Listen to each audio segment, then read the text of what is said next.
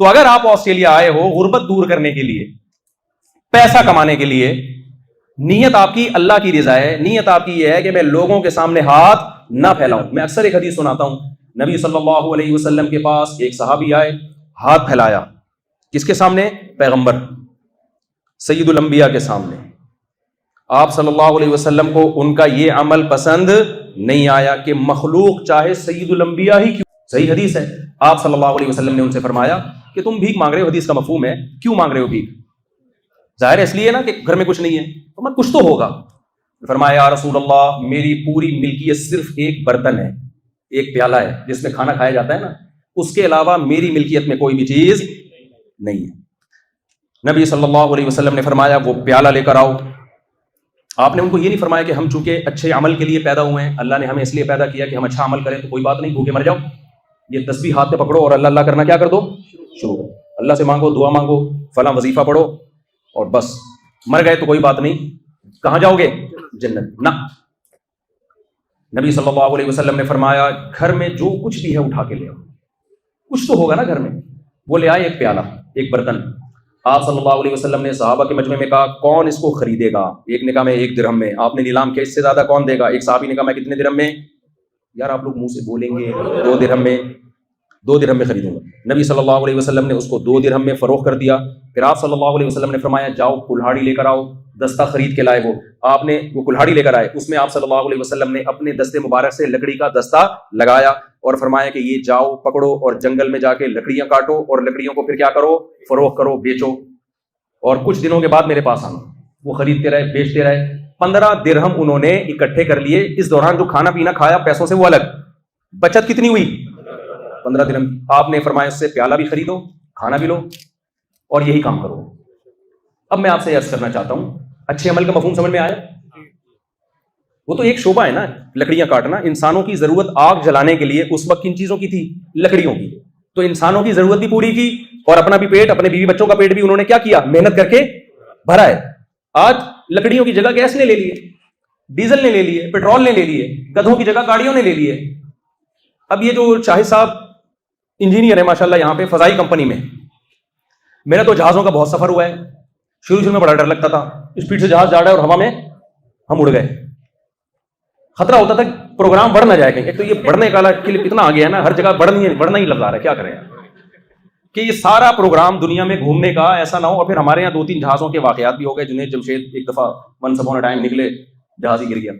PIA کا جہاز بھی آپ کو پتا ہے چند 2-3 سال پہلے جمعے کے دن ہمارے بھی ایک دوست اس میں شہید ہو گئے، اللہ مغفرت کرے. اب آپ مجھے ایک بات بتاؤ، میں جو آسٹریلیا آپ کے پاس آیا یہاں بیان کر رہا ہوں، تو میں گدھے پہ بیٹھ کے آ سکتا تھا یا گھوڑے پہ یا اونٹ پہ بیٹھ کے آ سکتا تھا؟ اتنا لمبا سمندر، دنیا کا ایک دوسرا کنارہ ہے. 9 بجے مغرب کی نماز ہو رہی ہے، بالکل ہی اپوزٹ. جاپان میں ٹھنڈ سے کانپ رہے تھے ہم لوگ، اور ایکویٹر کے دوسری طرف گئے تو شدید گرمی. وہاں دن بہت چھوٹا، یہاں رات بہت چھوٹی، بالکل دوسرے کنارے پہ. آپ کے پاس آئے، اللہ رسول کی بات کر رہے ہیں آپ کے سامنے بیٹھ کر، تو کھانسی بھی ختم ہو گئی، ایک فائدہ یہ بھی ہو گیا. اب مجھے ایک بات بتاؤ، کیا میں گدھے پہ آ سکتا تھا؟ یا آپ لوگ جو یہاں آئے گھوڑے پہ یا اونٹ پہ آ سکتے تھے؟ سمندر سے اونٹ کیسے؟ شپ پہ آتے تو کتنے وسائل خرچ ہوتے. تو یہ انجینئر صاحب ہیں، یہ ان کے سائن ہوتے ہیں، اس کے بعد پائلٹ جہاز اڑاتا ہے. یہ اوکے کی رپورٹ پیش کرتے ہیں. یہ کیا کرتے ہیں؟ اوکے کی رپورٹ پیش کرتے ہیں کہ بھائی اوکے ہے، انشاءاللہ گرنے کا چانس، انجن کے سارے پرزے صحیح کام کر رہے ہیں. تو جب یہ سائن کرتے ہیں تو پھر پائلٹ کو بھی اطمینان ہوتا ہے اب میں اڑا سکتا ہوں. پیسنجرز کو بھی اطمینان ہوتا ہے بھائی کوئی سسٹم ہے، کوئی انجینئر ہوں گے جنہوں نے اس پہ سائن کر دی اور ہم سکون، امن اور شانتی کے ساتھ ایک ملک سے دوسرے ملک میں ہم جا سکتے ہیں. تو ان صحابی نے کیا کیا تھا؟ لکڑیاں کاٹ کے بیچی، لوگوں نے چولہے جلائے. اللہ تعالیٰ نے اونٹ کی نعمت کو بہت اہتمام کے ساتھ قرآن میں بیان کیا. کیسے ہم نے اونٹ کو انسانوں کی خدمت کے لیے مسخر کیا. یہ اونٹ ٹریولنگ کا کام کرتا ہے، تو ٹریولنگ کو اللہ نے انسانوں کے لیے بہت بڑی نعمت قرار دیا ہے. میں سمجھا پا رہا ہوں بات؟ ذرا میری طرف توجہ رکھیں. ٹریولنگ انسان کے لیے آسان ہونا یہ اللہ کی نعمتوں میں سے چھوٹی نعمت نہیں ہے، بلکہ بہت بڑی نعمت. ٹریولنگ کا قرآن نے بہت ذکر کیا ہے. وَبِالنَّجْمِ هُمْ يَهْتَدُونَ. اللہ کہتے ہیں صحراؤں میں سفر کرتے ہیں، ستاروں سے مدد طلب کر کے ان کو لوکیشن کا پتہ چلتا ہے. اس سے ان کے لیے ٹریولنگ کیا ہوتی ہے؟ بولو نا آسان. اللہ کہتے ہیں میں نے اونٹ کو مسخر کیا, اس سے ان کے لیے ریگستانوں میں ٹریولنگ کیا ہوتی ہے, آسان. وسخر لکم البحر, میں نے سمندر کو مسخر کیا, سمندر میں وَلَهُ الْجَوَارِ الْمُنشَآتُ فِي الْبَحْرِ كَالْأَعْلَامِ, سمندر میں پہاڑوں جیسے جہاز سمندر کے سینے پہ سوار ہو کے انسانوں کو ایک ملک سے دوسرے ملک پہنچا دیتے ہیں. تو ٹریولنگ میں نے سمندر کے ذریعے کیا کر دی, آسان. تو قرآن جگہ جگہ جگہ جگہ وَعَلَيْهَا وَعَلَى الْفُلْكِ تُحْمَلُونَ, ان جانوروں کی پشت پہ تم سوار ہو کر سفر کرتے ہو, یہ سفر کس نے کیا, آسان, اللہ نے آسان کیا. اس سے پتہ چلتا ہے کہ اللہ ٹریولنگ کو بہت بڑی نعمت قرار دیتے ہیں, چھوٹی نعمت نہیں, کیونکہ ٹریولنگ نہ ہوتی سارے انسان ایک ہی جگہ پیدا ہوتے ہوتے مر چکے ہوتے. اب تک جہاں آدم علیہ السلام اور اما ہوا آئے تھے نا, ہم سب وہی ہوتے. ابھی نہیں آئی میرا خیال ہے بات سمجھ میں, وہی ہوتے. اور کتنا لڑتے آپس میں, نندوں کی جو لڑائیاں ہوتی ہیں جٹھانیوں کی. ابھی تو یہ ہوتا ہے کہ رخصت ہو کے وہاں چلی گئی نندے آسٹریلیا میں, جٹھانی وہیں رہ گئی, کراچی میں رہ گئی یا پنجاب میں رہ گئی, ساس امریکہ میں, اور ٹریولنگ کی برکت سے بہو کہاں بیٹھی ہوئی ہے, وہ کہیں جاپان میں ہوگی. تو لڑائی اب صرف کس پہ چل رہی ہے, واٹس ایپ پہ چل رہی ہے, اس میں ہاتھا پائی نہیں ہو سکتی. کیا خیال ہے بھائی؟ اب اگر ٹریولنگ نہ ہوتی, اللہ نے ٹریولنگ کی چیزیں نہ پیدا کی ہوتی, تو ایک ہی دنیا میں ملک ہوتا اور پوری دنیا میں ایک ہی شہر, اور سارے وہیں گتھم گتھا لڑ رہے ہوتے, وسائل ختم ہو چکے ہوتے. ابھی تو ہوتا ہے نا, گندم اس ملک سے آ رہی ہے تو یہاں سے چاول جا رہے ہیں, اس ملک سے ڈیزل آ رہا ہے. سعودی عرب کے پاس تو زراعت کی زمین ہی نہیں ہے, لیکن سعودی عرب میں دنیا کی ہر نعمت ملے گی. وجہ کیا بھائی؟ پیٹرول ہے. دنیا کے پاس پیٹرول نہیں ہے, سعودی عرب کے پاس کیا ہے؟ تو ٹریولنگ کے ذریعے کیا ہوتا ہے, یہاں سے پیٹرول دنیا میں جاتا ہے, خربوزے دنیا سے سعودی عرب میں آتے ہیں. کیا خیال ہے بھائی؟ تو ٹریولنگ کے بغیر ممکن ہی نہیں. اور اللہ نے بھی کہا سیرو فی الارض, زمین میں چلو پھرو, ایک جگہ ٹک کے مت بیٹھو, چلو پھرو زمین میں, دیکھو کیا ہو رہا ہے دنیا میں, عبرت حاصل کرو. تو اب مجھے بات بتاؤ, اللہ میاں نے ٹریولنگ کو اتنی بڑی نعمت قرار دیا, تو ٹریولنگ میں آج سب سے بڑا کردار کس کا ہے؟ ہوائی جہاز. تو اگر کوئی پائلٹ بنتا ہے تو انسانوں کی خاندانی خدمت کر رہا ہے کہ نہیں کر رہا؟ بولو نا. اگر کوئی جہازوں کا انجینئر بنتا ہے تو خاندانی خدمت کر رہا ہے کہ نہیں کر رہا؟ بہت بڑی خدمت. میری تو بہت بڑی خدمت کی ہے بھائی, میرے لیے کہاں دنیا میں چلنا پھرنا, میرے لیے بھاگنا آسان کر دیا. بھائی یہ 2 گاڑیاں جو ہے نا, یہ ٹویوٹا SYED14 اور کیپٹیوا CAPTIVA X5H44 ہٹا دیں بھائی, اللہ کا واسطہ, ارجنٹ ہے بھائی, ارجنٹ ہے. ٹریولنگ اللہ نے آسان بنائی, ہم نے غلط پارکنگ کر کے مشکل بنا دیا.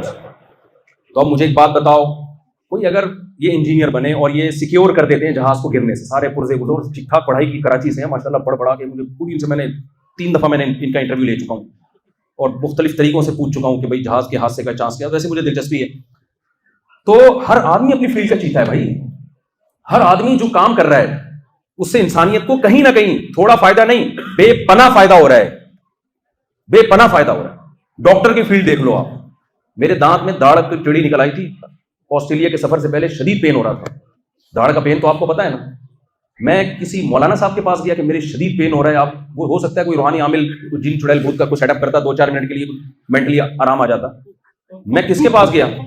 نہیں وہ سرکار جو ہے نا وہ ایک دن پھونک ختم ہو جائے گی, اتنی پھونکے ایک انسان میں ہو نہیں سکتی. خیر میں گیا بھائی ڈینٹسٹ کے پاس, اتنا شدید پین تھا کہ میرے ظاہر ہے داڑھ کا پین برداشت نہیں ہوتا. ساس سسر برداشت ہو جاتے ہیں, سالے برداشت ہو جاتے ہیں انسان سے, داڑھ برداشت نہیں, اتنا پین. مجھے فوراً حدیث یاد آئی کہ یار رسول اللہ صلی اللہ علیہ وسلم میں ایک وفد آیا نبی صلی اللہ علیہ وسلم کی خدمت میں, فقر و فاقہ کے آثار تھے, ان کے شکل دیکھ کے لگ رہا تھا کہ یہ مصیبت میں ہے, ان کے پاس کھانے پینے کی کمی ہے. نبی صلی اللہ علیہ وسلم نے ان کے لیے چندے کا اعلان کیا, لوگ چندہ لے کر آئے, ان کو کھلایا. صحیح بخاری مسلم کی, غالباً بخاری کی حدیث ہے, آپ صلی اللہ علیہ وسلم کے چہرے پہ ایسے خوشی کے آثار, اور آپ نے فرمایا الدال علی الخیر کفاعلہ, آپ نے اپنے آپ کو موٹیویٹ کیا کہ میری دعوت پہ تم نے چندہ کر کے ان کو کھلایا اور ان کے چہروں پہ رونق آ گئی تو مجھے پورا ثواب مل رہا ہے. وجہ اس کی ہے کہ اللہ کا حکم یہ ہے کہ جو نیکی کی رہنمائی کرتا ہے وہ خود نیکی نہ بھی کرے, ثواب اس کو پورا ملتا ہے, کیونکہ میری ترغیب پہ تم لوگ آئے ہو. تو آپ کو اتنی خوشی ہوئی کہ آپ نے اپنے آپ کو بھی موٹیویٹ کیا کہ تاکہ میں یہ کام بار بار کرتا رہوں, اور ان کو بھی ترغیب ہو. بھائی جس کے پاس پیسے نہیں ہے وہ پیسے دے کے لوگوں کی خدمت کرا سکتا ہے. تو مجھے وہاں بتاؤ, شاید ان اصحاب رسول کو بھوک کی اتنی تکلیف نہیں ہو جتنی ہمیں.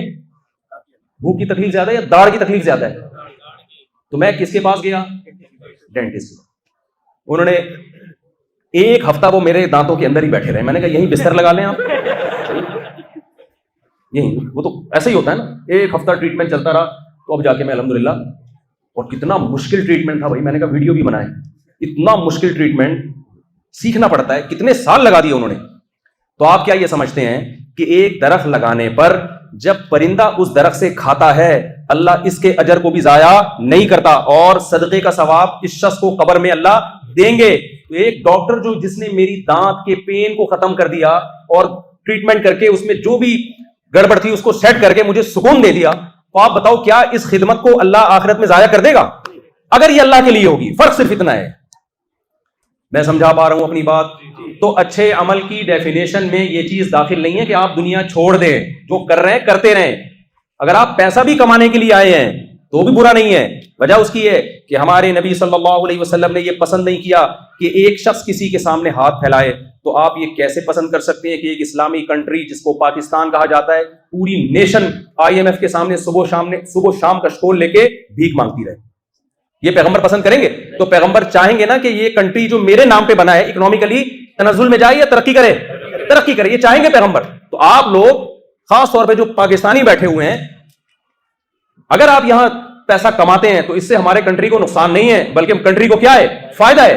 تو میں اچھے عمل میں یہ نہیں کہہ رہا کہ آپ جو کچھ کر رہے ہیں چھوڑ دیں آپ, نہ نہ نہ, وہ تو کرنا ہے آپ نے. نبی صلی اللہ علیہ وسلم نے ارشاد فرمایا کہ ایک شخص نے کتے کو پانی پلایا. سب نے یہ حدیث سنی بھی ہوگی. شکر اللہ لہ, اللہ کو اس کا یہ عمل اتنا پسند آیا کیونکہ کتا پیاس سے کیچڑ کو چاٹ رہا تھا. حدیث میں آتے ایک شخص پرانے زمانے میں اترا کنویں میں, اس کو شدید پیاس لگی تھی. جب کنویں میں اترا, پانی پیا, اس نے سیراب ہوا, باہر آیا, اس نے دیکھا کہ ایک کتا پیاس کی شدت سے کیچڑ کھا رہا ہے, کیچڑ. تو اس شخص نے سوچا کہ جو مجھ پر گزری ہے پیاس میں وہی اس کتے پر بھی, بولو, گزر رہی. جو مجھ پہ گزر رہی ہے وہ اس کتے پر بھی گزر رہی. وہ اترا, لیدر کے چمڑے کے موزے اس زمانے میں ہوا کرتے تھے, اپنے موزے میں پانی بھر کے لائے اور کتے کو پلائے. دنیا اس کو زیادہ سے زیادہ کیا ایوارڈ دیتی؟ 50 روپے دے دیتی, 100 روپے دے دیتی, گینز بک آف ورلڈ میں اس کا نام آ جاتا. کیا خیال ہے؟ یہی ہوتا نا. ان سب چیزوں کا مرنے کے بعد کوئی فائدہ ہے؟ کتنا بھی دے دیتی بھائی, جو اس کا حقیقی صلہ ہے وہ اس دنیا میں اس کو مل نہیں سکتا. اللہ نے اس کے اس عمل کی قدر کی. کیسے قدر کی؟ اللہ نے کیا سوچا؟ جی اچھا,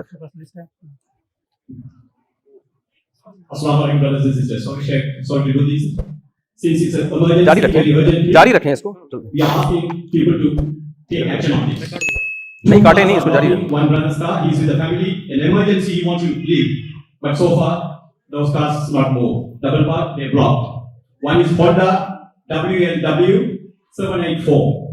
Honda vehicle. If the owner is here, please, for the sake of Allah subhanahu wa ta'ala, I am begging you, please move the vehicle.